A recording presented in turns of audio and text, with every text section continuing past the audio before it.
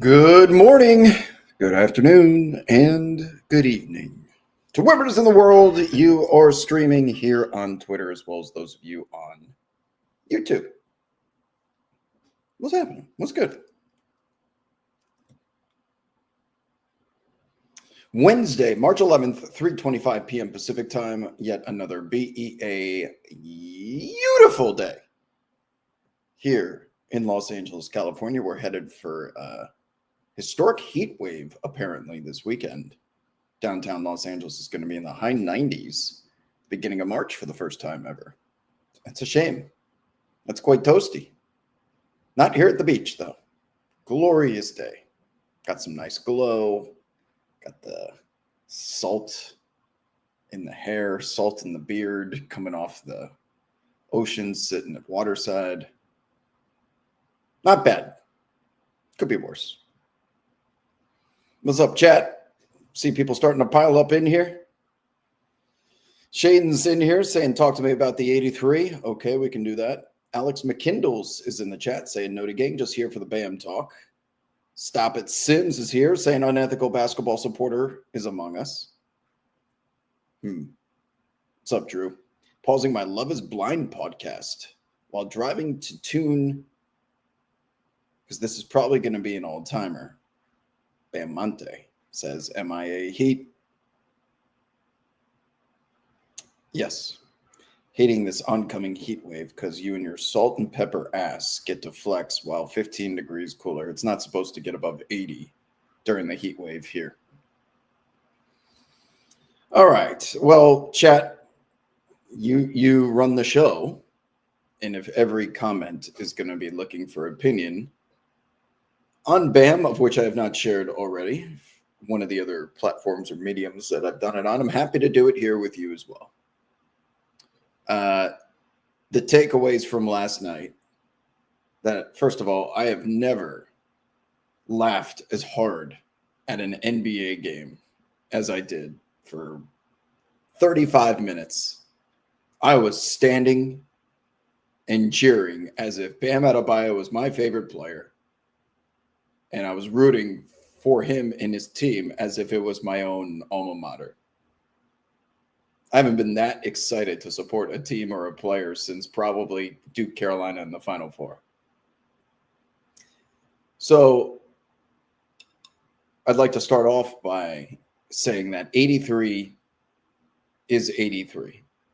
You do not get to 83 or Kobe 81 by just playing straight up missionary basketball. Something funky has to happen for a player to score that many points. It is just not there. There's a finite amount of time in an NBA game. There's only 48 minutes. And it's just not possible to score that many points if you're going to mid-range pull-ups. Okay? It's going to require a ton of shots. Think of all the stars that had to align for this to happen or for something similar to happen in the future. Because Luka Doncic had 73 points against the Atlanta Hawks. That was against a team that wasn't tanking. That was a game that was actually somewhat close, so there was justification for the starters still to be on the floor. Luka Doncic shot less amount of threes in that game than he did over the weekend against the New York Knicks. And he still put up 73 points, which is incredibly impressive. But it's not 83. Do you remember the shamelessness of which the Phoenix Suns got Devin Booker to that 70-point mark that night in Boston many years ago? The shit that they did at the end of that game to force feed Devin Booker while getting embarrassed on the scoreboard by the Boston Celtics. They did not care. It was just get Devin Booker to that number. Bam Adebayo is not the first NBA player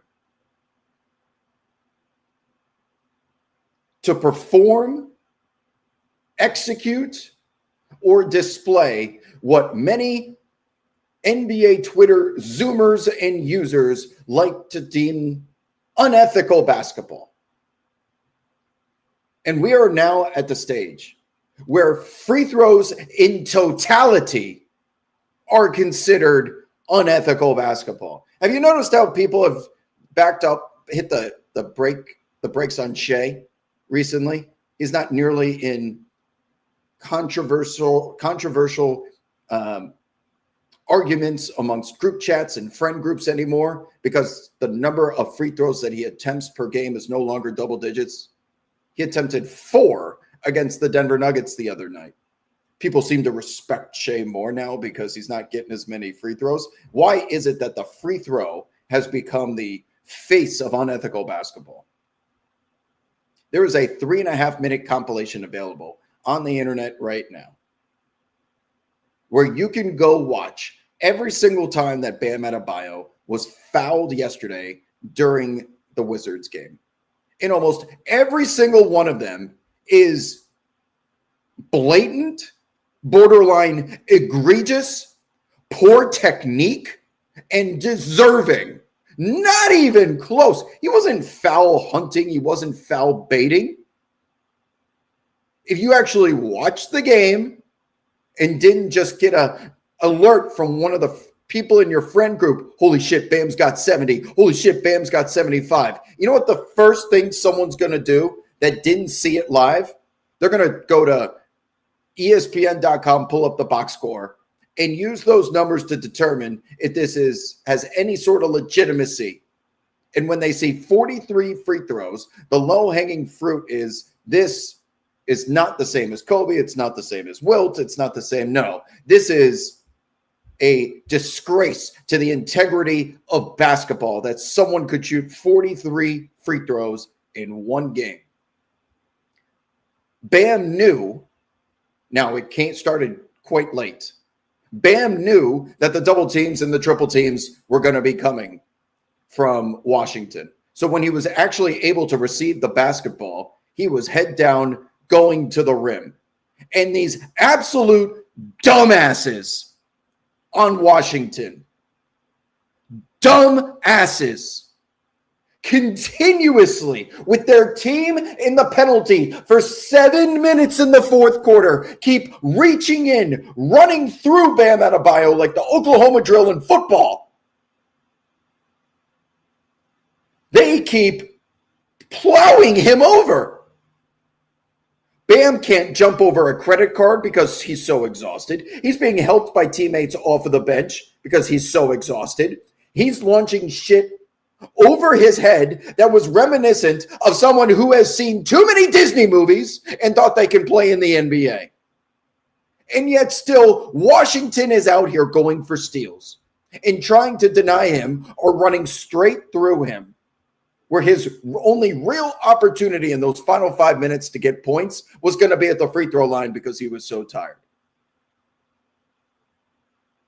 Alex Sarr played 19 minutes, and that's it. He scored like 28 points in 19 minutes. He was great yesterday.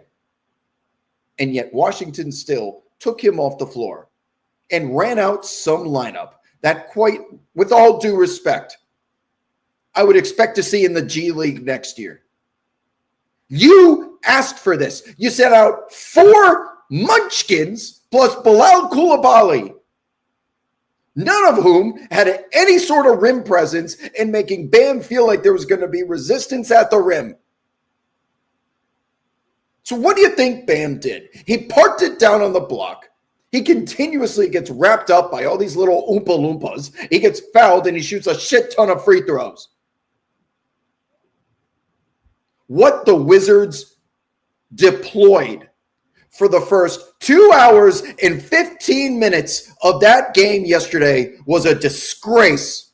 If a team is going to tank like that, they deserve to be embarrassed like this. I am so sick today of reading opinions, commentary, hearing from anyone that has an extremist point of view on what transpired last night in Miami. That does not include the Washington Wizards catching a majority of the blame. They didn't call a timeout until roughly the 5-minute mark, where you can tell the players sat on that bench and said, guys, we might be on the wrong end of history. We kind of need to start focusing here. Because you know what they had done the previous hour? None of that!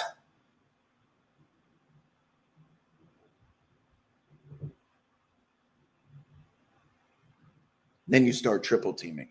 Then you start double teaming. It's too late at that point. Now everyone knows it's within reach.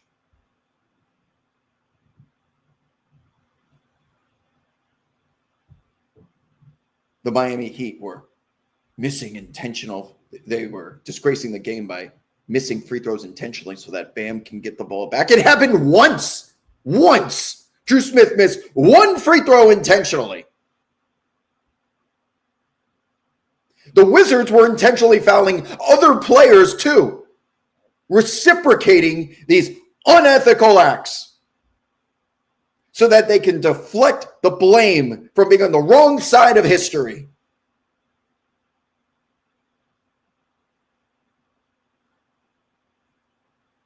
Oh, we're not even close to being done, by the way, here. Because I see the Wizards going out there and start picking up full court.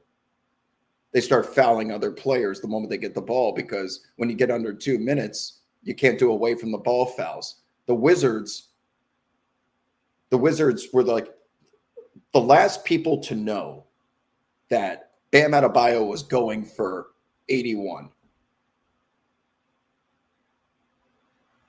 That was terrible by them.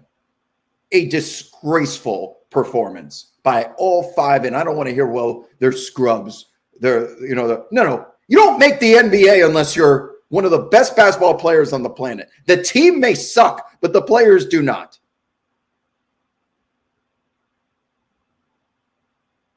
Now we get into the Kobe side of things.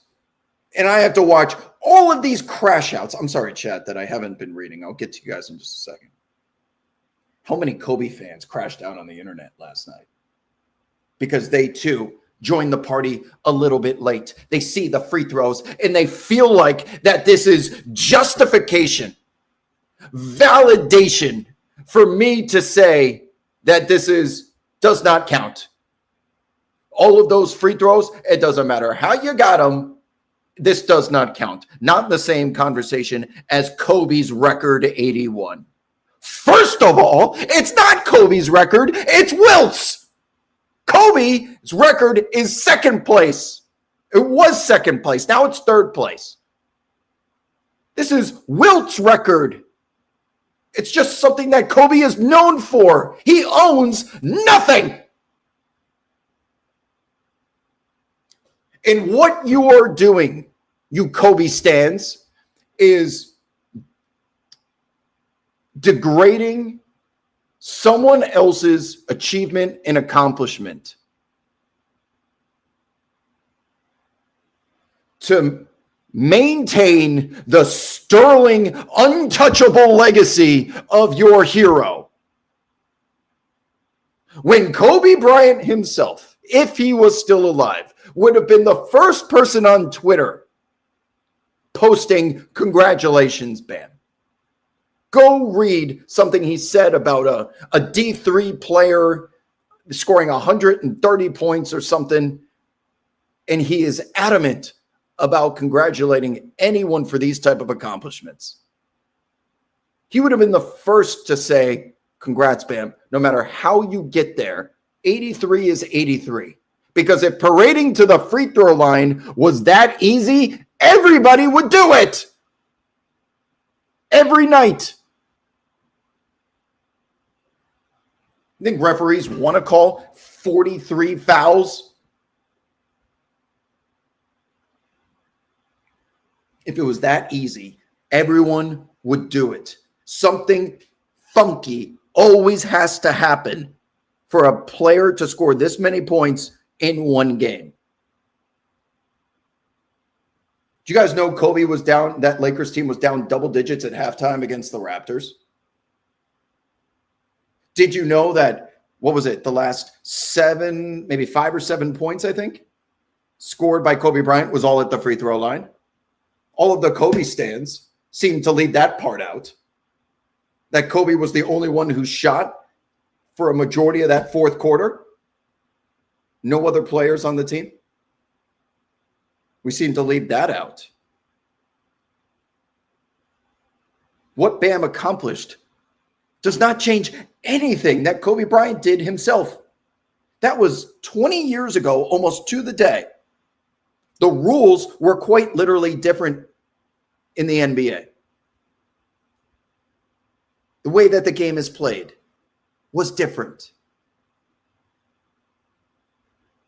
The league has transformed and evolved and is almost a different sport.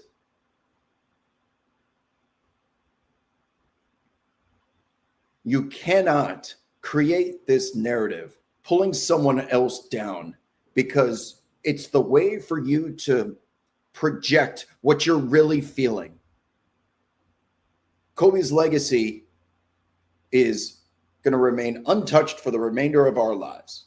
So when you add to the conversation that this is fraudulent, unethical, because of free throws and whatnot, without providing any sort of context or nuance to your point of view, you are using what Bam did as a vehicle to get off your defensive emotions, which is a needless exercise.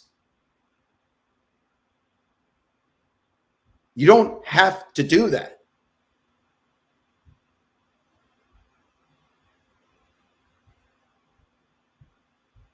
And for Wilt, by the way, do you know how he got to 100? We seem to just not have this conversation either. You know how Wilt got to 100? There's no video, but it is documented. McGuire takes out the entire team with the exception of Wilt. Do you know why he did that?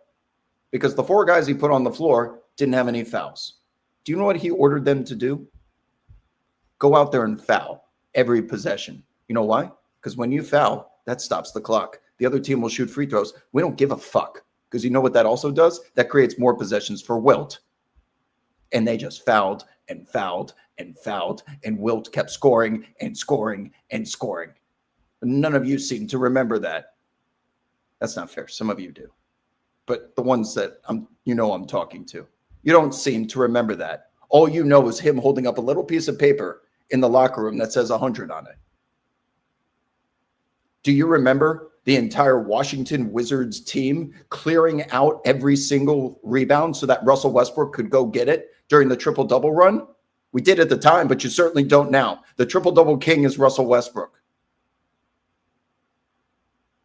Do you remember how many shots Kobe had to take in that fourth quarter to get to 81? No, you remember Kobe 81 and you make fun of Jalen Rose.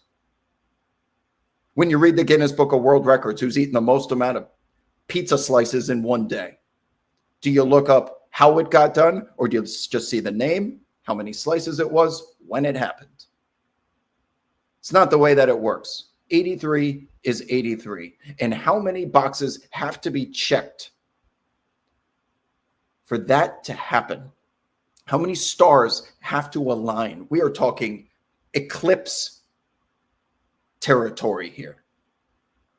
The player has to be on one that night, because Bam certainly didn't shoot a lot of free throws early. He still scored 31 points in the first quarter, not off of free throws.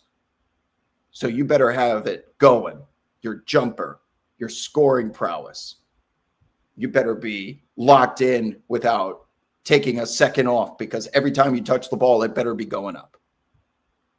You have to be up for the challenge. You have to be healthy.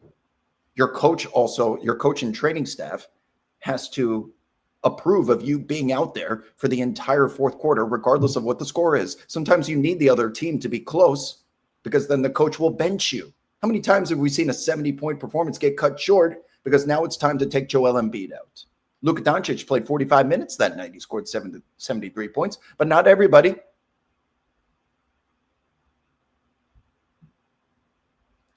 You need the coach and the training staff to sign on. What if the Miami Heat we're headed towards the playoffs, or tomorrow's game is on national television, second leg of a road back-to-back, do you think Eric Spoelstra would have kept him out there considering Miami Heat's precarious positioning in the Eastern Conference standings right now? Probably not. But because the stars aligned and Miami's going up against the Wizards and they felt, you know what, we can let him just go. Let him go. And we'll deal with the results, even though this game is over. There's no playoff implications on this one. The stars aligned. You have to have your teammates willing to also fall into line and do their best to get Bam open and also sign off on, hey, man, like this is, I just got put in by Eric Spoelstra. I'm on a 10-day contract. If I don't go out here and showcase my talent, I could get cut and never return to the NBA while you're out here locked up with millions and millions of dollars chasing some record. And I really need this time to go out here and play normally. You need all the teammates to agree to it as well. You need to stay out of foul trouble. You need to avoid injury. There's a reason why this shit doesn't happen every single game, despite a lot of these players having the ability to do so. It's what makes it so rare and so special. And every single time it's accomplished, it's unique and different. Because he shot 43 free throws does not invalidate it. It simply tells the story.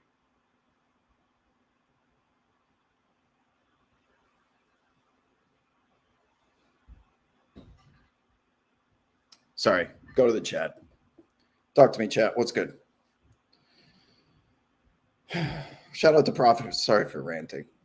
That was a long one. Shout out to our friends at Profit X. We have another busy night in the association. Give me a second while I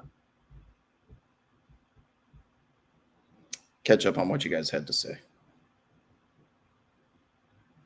Vegan Barbie's here, says, kind of feel like I summoned this by mentioning a hypothetical 90-point game in your Monday stream. You're welcome, Bam. Good job, Vegan Barbie. You and those Zodiac signs have been doing some work lately. Doug Wood says, Zoomer here and current Washington State student. Seems like Clay's 60 was pretty ethical. And obviously it's a high scoring. It won't be ethical or unethical at that point. It doesn't matter. What is ethical to you guys? Is an ethical bucket what Kawhi did to OG Anunoby the other night, where he's just like crossover behind the back, hezzy, let him fly by, do a circle, pull up mid-range jumper? Like you have to cook someone for it to be an ethical bucket?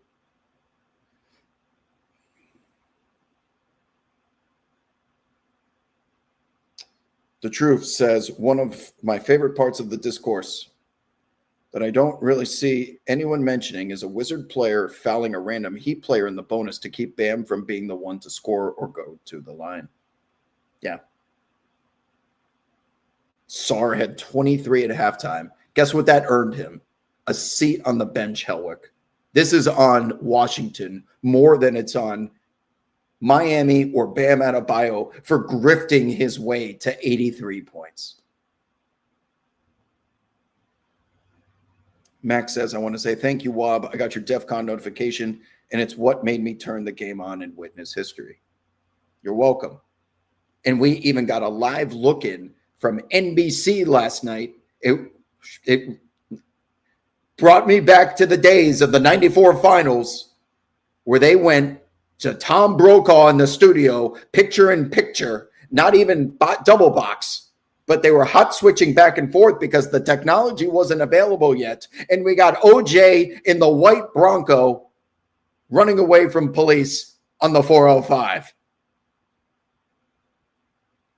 They did a live look-in what was a great Celtics Spurs game. It was panic. One of those where were you type of moments.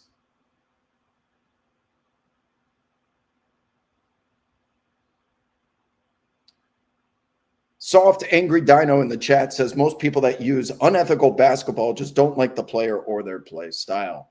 It's the easiest low-hanging fruit narrative for people to cling on to when they want to demean someone else's accomplishments without having the proper justification through either analytics, eye test, or experience to do it. Does this dude have a podcast? Sign me up, says Trevor. welcome to the show. You're watching it.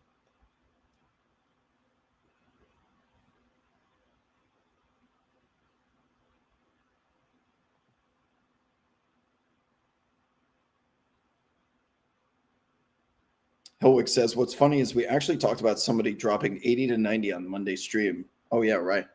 That's what Vegan Barbie was talking about.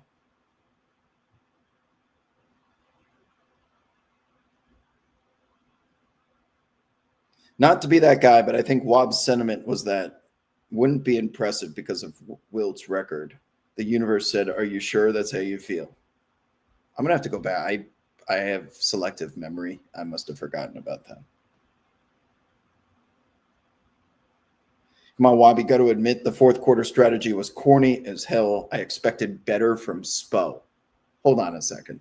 You expected what? Spo was challenging plays to get Bam more looks, more free throws.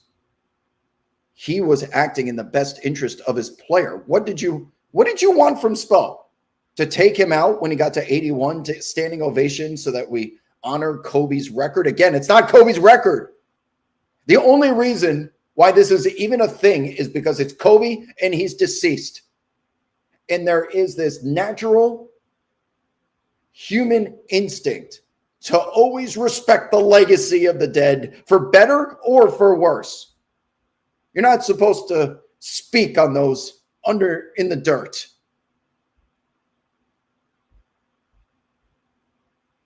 If it was anyone else but Kobe, I would guarantee that people's perception of what Bam did in that fourth quarter would be different.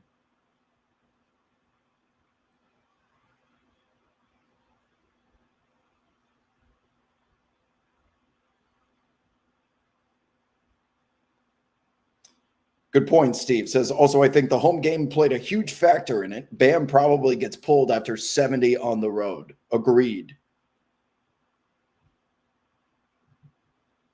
Vegan Barbie says, I feel like the bottom line is if it was so fake or easy, someone else would have done it. Also correct.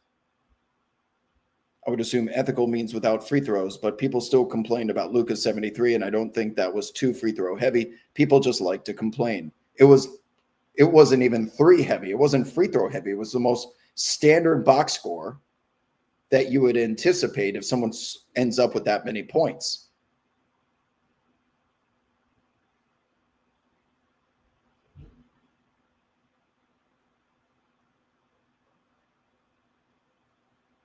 I'm so glad it was Bam as opposed to someone like Luka, Shea, Denny, because the free throw merchant discourse would have been 50 times worse. Okay, yeah. Trevor says the rules must be changed if it's so unethical. It was simply the true game of basketball last night. Sure, different than your average fourth quarter 25-point game, but the rules were not broken once. I couldn't agree more, man. Are you sick of Drew Smith missing that free throw intentionally? Go get the rebound. How about that? You guys suck. You got 83 dropped on you, not because of some gimmick, not because of some grift or fraudulent activity, which was manipulating the basketball rule book. You got 83 dropped on you because your defense sucks. Who teaches these kids how to play on this team? How did you get to this level playing defense like that? I felt like I was watching a moth attracted to a fluorescent light in the middle of a field. You know why they go over there? Because then they get zapped. Bam has the ball, and they all just run right at him with no defensive discipline whatsoever for nearly 7 straight game minutes. Every single one of those was an obvious foul.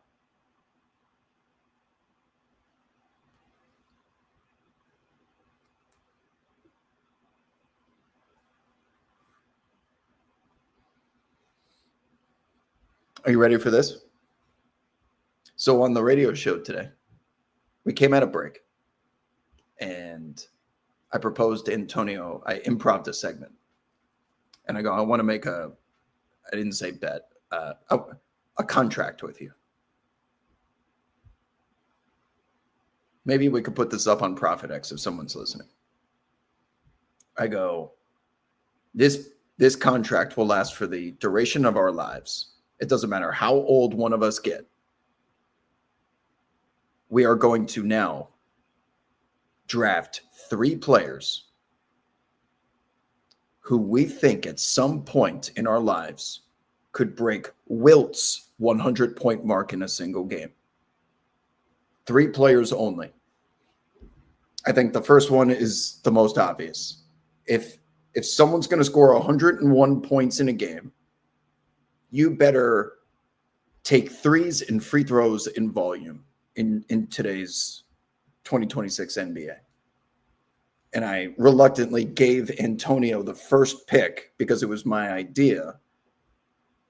And I was just hoping he didn't pick who should be obvious. And the answer is Luka. I think Luka is the leader in the clubhouse to be the first NBA player to score 101 points in a game.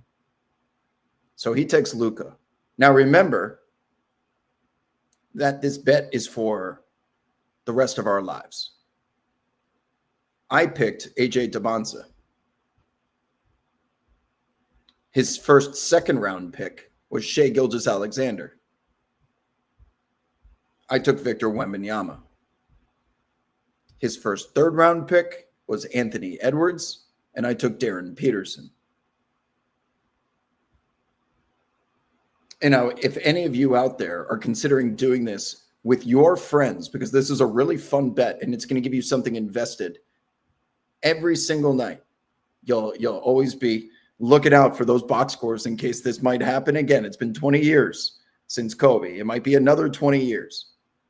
But remember, if you draft some of these rookies now, you could potentially have them for 20-something years, as opposed to the names that Antonio took. You're only going to get them for another 10 or so.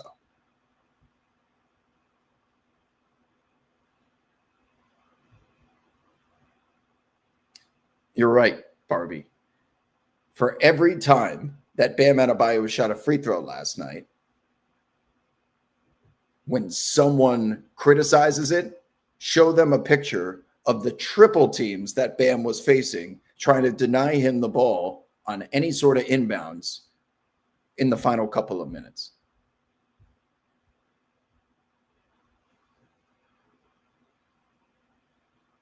The game was not cheated last night. The game was not even close to being cheated. That was still basketball all the way to the end. Was it ugly? Was it a tough watch? That totally can hear that side of things. But don't even begin to entertain the idea that there should be an asterisk next to this performance because he shot so many free throws. What Wilt Chamberlain's coach did was much more egregious than what anything you consider Eric Spoelstra executing from a tactics standpoint last night. Kobe Bryant's is viewed to be more ethical because his team was down by so much, and he just put the team on his back and just shot and shot and shot and shot and eventually won. But also, let's not act like the Toronto Raptors. God bless Sam Mitchell. He's become a close friend. They were 10 games under 500, I believe. 11 games under 500. That's not by accident. They were no juggernauts. And I remember doing the episode with Sam a couple of weeks ago. We did a special edition on the anniversary on SiriusXM. You can go listen to it. And he was like, Rob, at halftime, not a single one of us were thinking about Kobe going for 81 that night because we were up by double digits. And then as he came back, he was more concerned with not having any frontline soldiers to be able to combat the size of the Lakers in that team. He had like Chris Bosh and Matt Bonner. And the Lakers had 7-footers. he said, for as far as the eye can see. And we couldn't get a rebound. And now Kobe's getting these second chance opportunities. Every single fellowship of the ring, one of those expeditions to the land of Mordor and 80-something points, is so different than the others.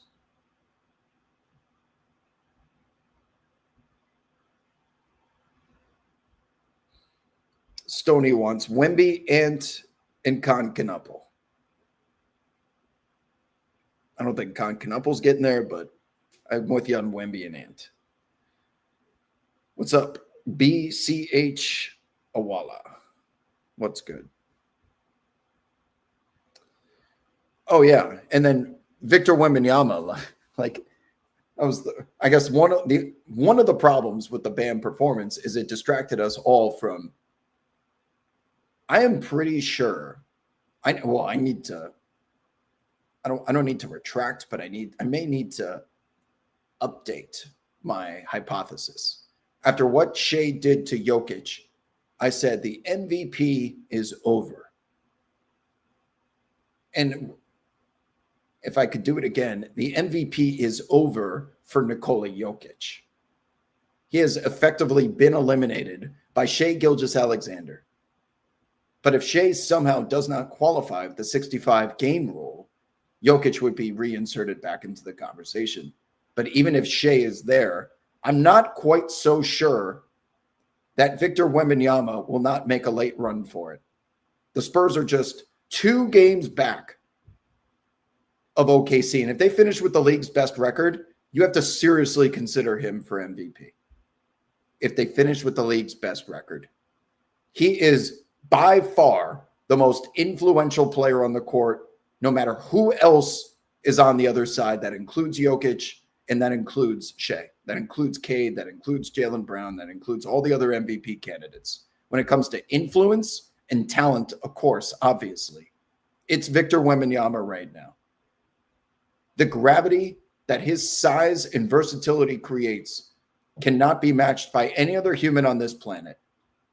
And when he goes out there and drops 37, I mean, the Celtics had an admirable, valiant effort last night, down several dudes. No Peyton Pritchard. Jaylen Brown gets ejected in the first half. That's a conversation for another day. The Celtics still hanging around, down 1 possession halfway through the fourth quarter because they're getting open look after open look from 3. But because of Wemby's unique dominance, he runs Neemias Queta and Luka Garza off the floor to the point that Joe Mazzulla has to resort to radical tactical change. He goes to this 3-2 matchup zone where Jason Tatum is the free safety roamer in the paint, and he's got Ron Harper Jr., not even Dylan Harper, Ron Harper Jr. fronting Victor Wembanyama at the nail on the free throw line because the entire San Antonio Spurs offense is designed to get him the ball in the middle of the floor so that he can turn and face. And still Boston was hanging around. But Victor made Joe Mazzulla have to try something that he would never, ever consider unless Wemby is on the other side.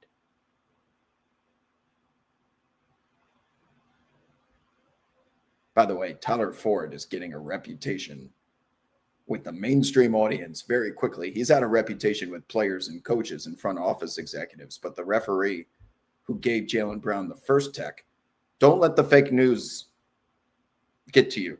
Tyler Ford did not eject Jaylen Brown. That was another official. But because of the way that Jaylen Brown was dressing down, emasculating Tyler Ford, there was another ref that stepped in and said, okay, now you're out of here. But that doesn't change that Tyler Ford has got himself a Scott Foster reputation.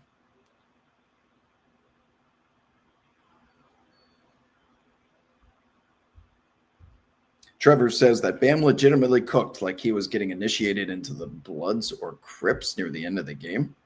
He was getting damn near jumped on legal television. I don't know what that means, but sounds like you know what you're just talking about. Barbie says, I do feel like Spo broke barriers last night that I hope more coaches follow. Let them play. Let's have fun. But we've heard some salient. We've heard some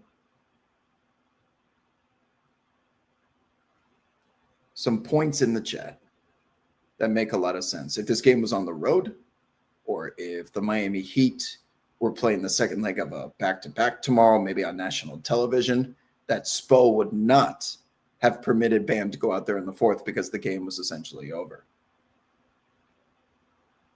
And when you allow Bam to go out there, he's not just standing in the corner either.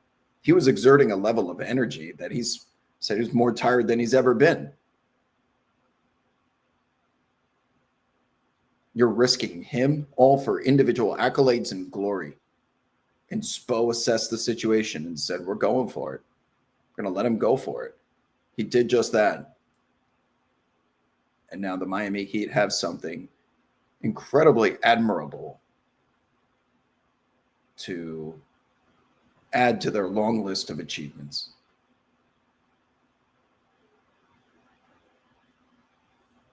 Drew says, I'd love to have Cade Cunningham tie or break the 83. He's on the list. Like, where would Bam have been on the list of guys that you thought could break Kobe Bryant's 81? Did anyone see the Corey Brewer 51-point game coming? Or 50? Did he have 51 or 52? That was a good one. Devin Booker's 70 early in his career.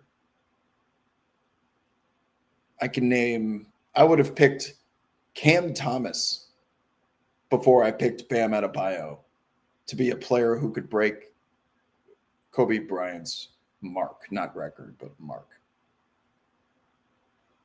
Brewer had 51.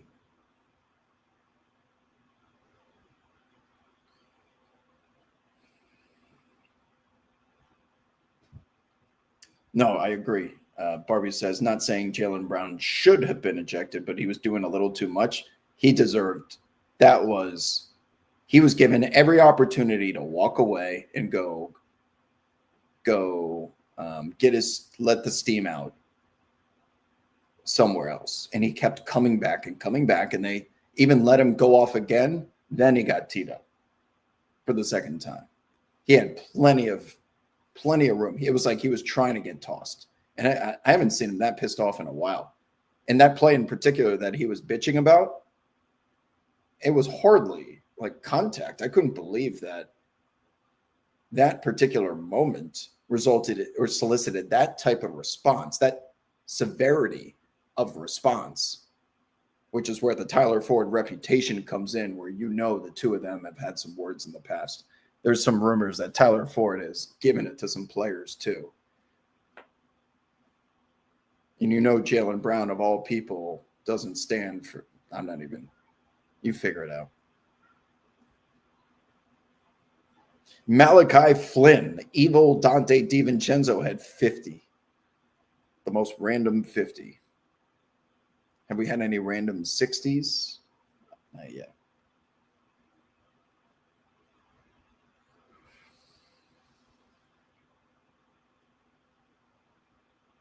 Yeah, Cat was in the 60s against the Spurs. Thank you, Hell Wikipedia.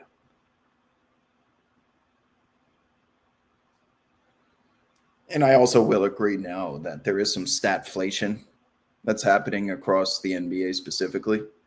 Inflation is affecting gas prices, grocery stores, going out to eat at a restaurant. All of our lives have been affected by inflation in some way. Well, add another to the list, because with sports and NBA in particular, if someone drops 50 points, I'm not even going to flinch anymore. Like, whoop-de-doo, good job. You get a triple-double nowadays, whoop-de-doo. You met expectations. The purchasing power of $1 is not the same that it was 25 years ago. In the basketball statistic also applies with that same type of mindset. Yeah, I'm there right there with you, Trevor. Bam was being assaulted on live television, and anyone that was actually watching the game would have never thought that 43 free throws was too many, or the Miami Heat were discovering a way to cheat the system. There was no gimmicky basketball. Even the one missed intentional free throw is not the first time that's happened.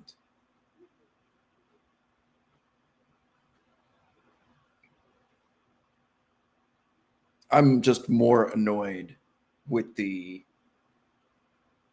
hive mindset and mentality of, well, there's Kobe fans, but like Westbrook fans, and back in the day, Derrick Rose fans, where nothing can happen anywhere at any time without it being compared to their hero who they idolize and how their particular favorite did it better. And this is why what player XYZ did is so special. That is no way to live, because you're just comparing everything without thinking for yourself.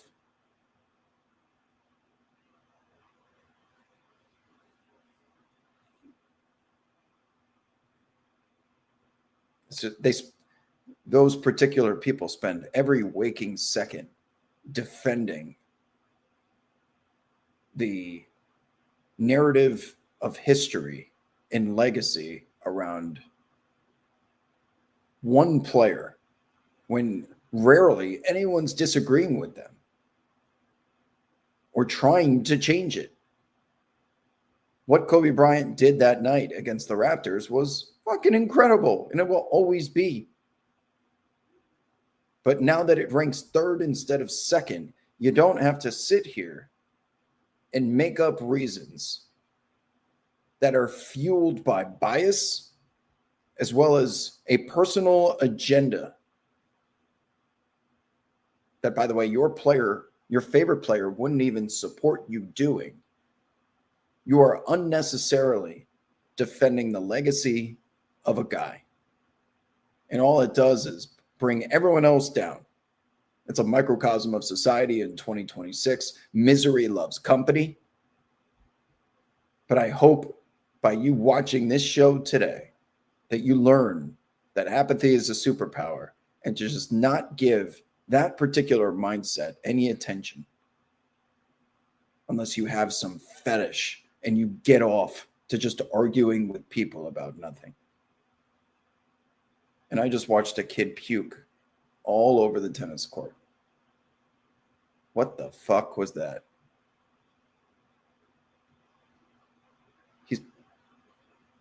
This little kid just puked through his nose all over my tennis court. Kids are fucking disgusting. I will never. Just walking petri dishes. This kid's like swinging a racket in a lesson, and he just stopped and puked everywhere. And now he's back to swinging the tennis racket again. Kids are gross. They're loud. They smell. They're a liability. You have to spend all your money that you earned on them. What is the purpose? Ugh. Anyway, the kid has Mamba mentality. I love the Bamba mentality, because you can't say Bamba mentality. That doesn't make sense. It's got to be Bamba mentality. And then this, when you read it, Bamba, everyone responds with Mo Bamba gifs and comments. That's what made that so funny.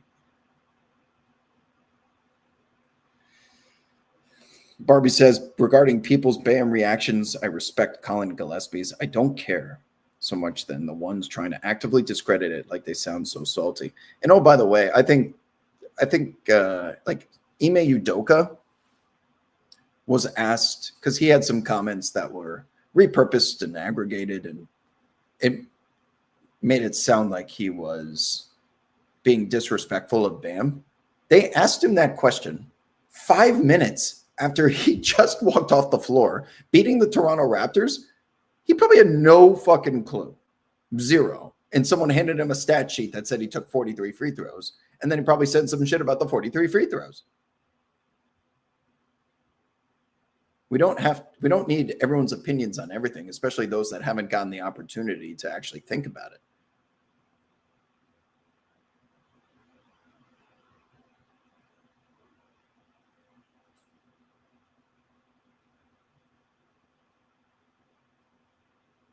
Logan says, Wob would 100% be happy with a childless society and community. Sign me up. My God. And the kid just dropped his racket into the puke.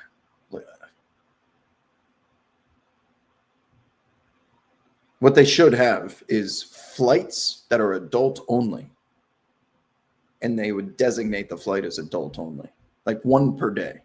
Like the red eye is a adult only flight. And you'd have 9 other options if you have kids.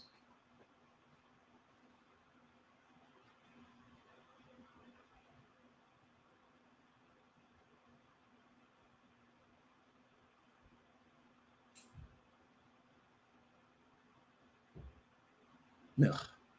Is there anything worse than when you sit down and you see that you got a kid next to you, sit next to their parent, and it's a kid that like cries and screams?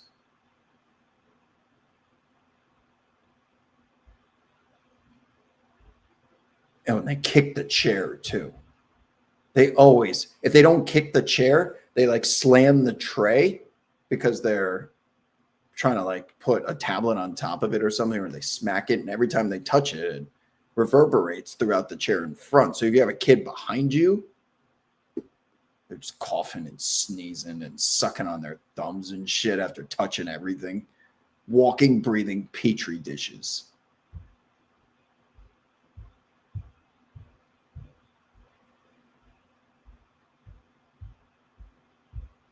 No one is.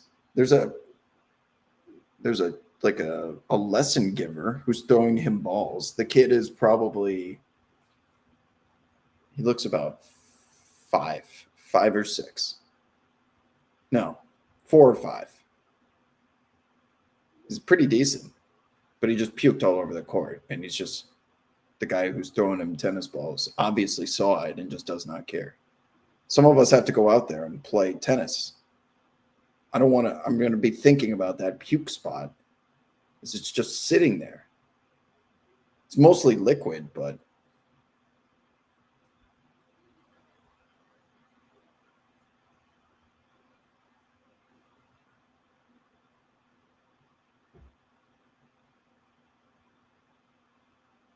wedding, yeah.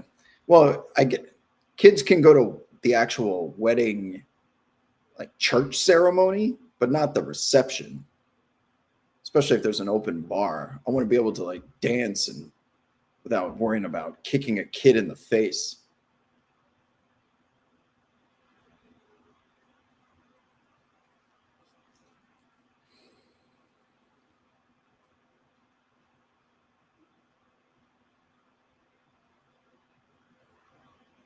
Anyway, good show today. Oh, something special for those of you that listen to the radio show. Tomorrow's a travel day for Antonio and the Pelicans. And usually Sam Mitchell is my replacement co-host, who's coaching the Raptors that night against Kobe, former coach of the year. But tomorrow, Robert Parrish, the Iron Man, has played the most amount of games by one person in NBA history. 4-time NBA champion, 9-time All-Star, 21 years. I think 1,600 regular season games played. 128, if I'm not mistaken, in the playoffs. 37 series. It's going to be my co-host tomorrow. Looking forward to it. The Chief. I have a great intro lined up for him. He's been he was once a call-in guest of our show, I would say a couple of months ago, but tomorrow he's actually going to be a co-host.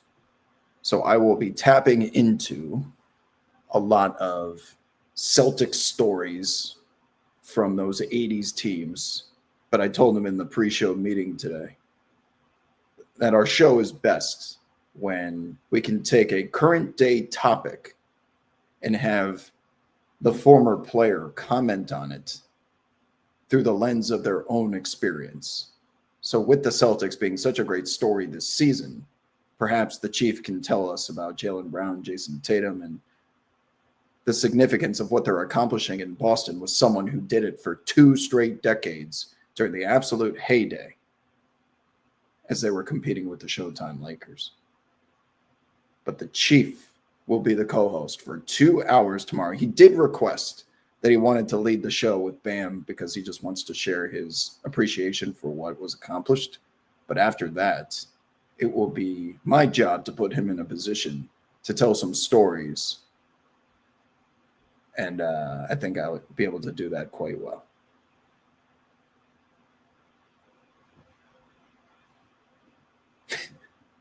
It's not. If I would show you, if I didn't dox myself, I would show you this pile of puke.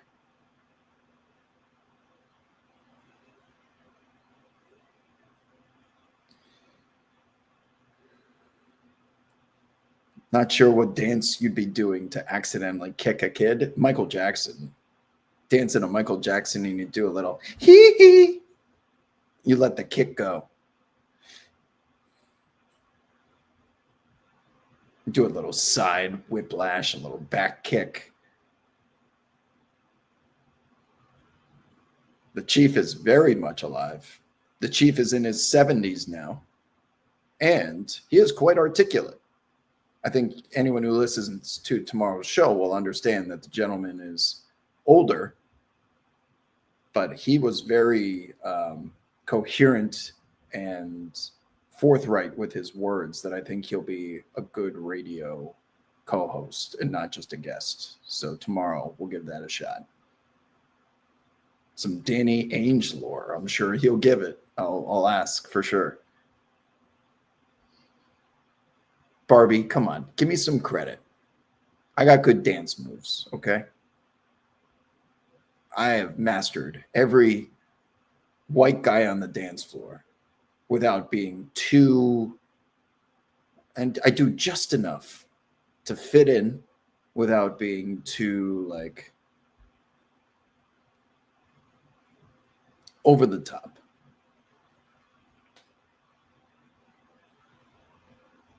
There's a lot of like imaginary fishing poles and lassos and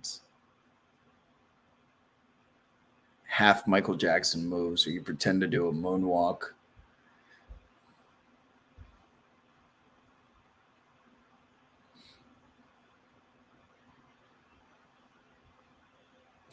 People just joining the chat. What's my take on the Raptors? They better get a win tonight. This is Brandon Ingram's return to New Orleans. They're only 2.5-point favorites against a team that's trying to win games. The Pelicans are no pushover right now. DeJounte's back. Pelicans are going to start upsetting some teams here down the stretch because they have nothing to lose for. They're trying to make a run to the damn play-in tournament. The Raptors are just so like meh. RJ Barrett finally had a decent game, but he has the highest floor, lowest ceiling of any starting player in the NBA. Like that is the definition of purgatory. The highest floor and the lowest ceiling. Scotty's a great defender. Brandon Ingram gives you some buckets, but they're missing a front court guy. They're missing a table setter and a floor general. There are so many holes. Dancer Kuduro. See, you, Helwick, are the Dancer Kuduro age. I am the Oimikanto age. But Dancer Kuduro is from Fast and the Furious, so still applies for us millennials. Team USA is on the verge of not making it out of the group stage in baseball, right? Don't they only have one loss because Italy's 5-0? Well, don't lose to fucking Italy. I don't know what else to tell you. What's the radius of the vomit? A radius would be half. So I'd say about 6 inches of radius. They just walked off the court and they didn't even clean it up. Pour some water on it or something. There's bird shit all over the court because it's mating season and there's a tree near the water that's protected. All the birds are nesting up there and they fly over the court and they just carpet bomb the tennis court. It's like the Blitz of London, man.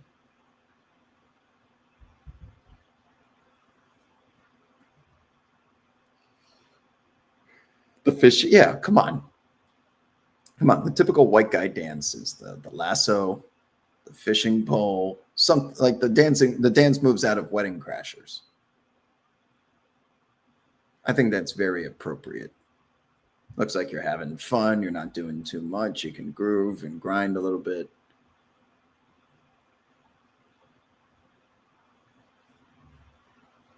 I mean, is it not true, Simon? RJ Barrett, lowest ceiling, highest floor. You're guaranteed a certain level of success. We saw this in New York. He is as serviceable of a starting rotation member as it gets. But he will never be great. He will never be bad. He will exist. He'll have a fine career. He will contribute to winning, but not enough to make a championship difference. He's dare I say, I think only Helwick is going to know this is a long time wobism. But I used to call Andrew Wiggins before he ended up winning a title. The Minnesota Andrew Wiggins, a walking, breathing B-. It gets you a degree, doesn't get you in trouble with your parents, but they're not going to hang your report card up on the refrigerator. That's what a B- is. And the new walking, breathing B- of a basketball player is RJ Barrett. The walking B-. Yep. I have to think you typed it in before I actually said it because I know there's a little bit of a delay. Andrew Wiggins was a walking B- for so long. And now it's RJ Barrett. I haven't used that wobism in a decade. Will I be at the No Name Saloon to watch the Knicks tonight? Unfortunately not. I am here in Los Angeles at the beach. But I bet the saloon is wonderful, as always. I missed it. I love going there during the summer, actually. The end of the summer, September, after a nice hike or day out in Park City where the air is just so like brisk and clean, and you do something outside and then you go have a Budweiser in a bottle at the No Name Saloon and you sit on the rooftop porch overlooking everything. Quite enjoyable.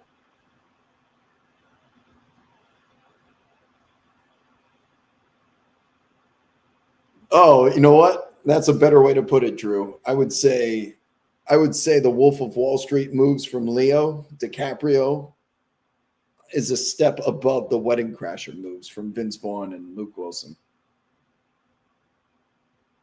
Or Owen Wilson, sorry.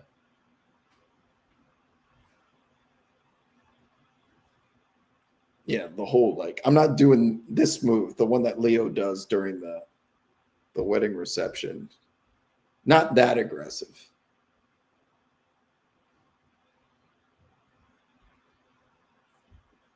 There you go. You go to Salt Lake City. Park City's not far away. Park City is extremely nice.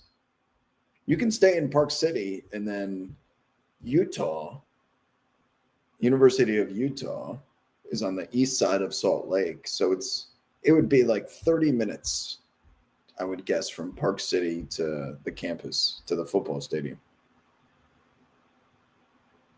And it would be 15 to 20 minutes from downtown Salt Lake Downtown Salt Lake is fine. It's just not popping. Park City is like a mountain town. Feels like a mountain town.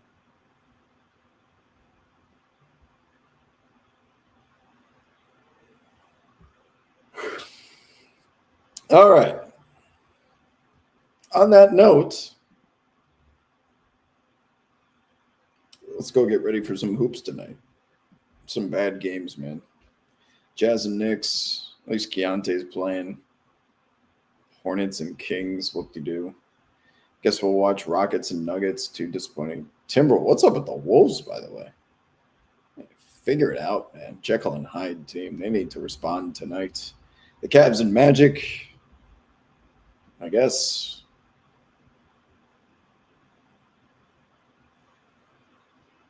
But before I sign off, see you guys on Friday. Give us a listen tomorrow if you're interested in hearing from Robert Parrish, the Chief, tomorrow on Sirius XM. I'll be back like more 3:15 p.m. Pacific time Friday. But perhaps something will happen in between. It's been a fun program. Thanks for letting me yap, hanging out in the chat today. Until next time, my friends. Maybe we'll get a chase too. I'll see you on the timeline. Deuces.